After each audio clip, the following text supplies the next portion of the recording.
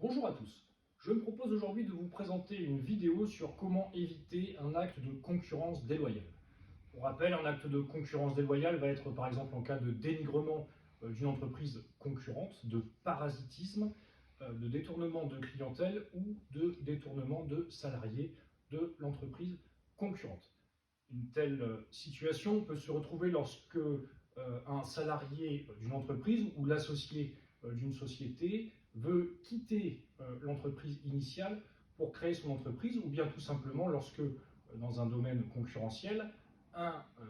porteur de projet veut créer une entreprise avec plusieurs concurrents. Et bien, en pareille situation, il faut donc éviter, comme je l'indiquais il y a quelques instants, le dénigrement. Ça veut dire tout simplement de dire du mal de notre entreprise par tout canal, ça peut être par les réseaux sociaux ou même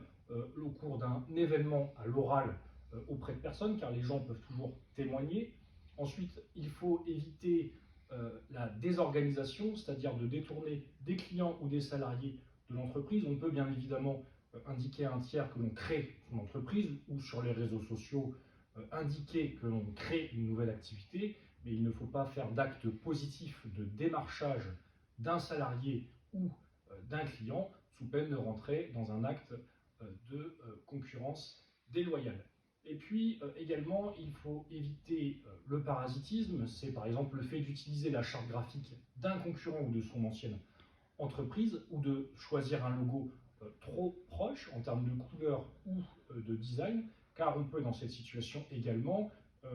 porter un préjudice à l'entreprise, et en raison de la faute, cette entreprise initiale concurrente peut diligenter une action en concurrence déloyale en faisant dresser des constats d'huissier, en agissant en référé en urgence ou en sollicitant une indemnisation au fond,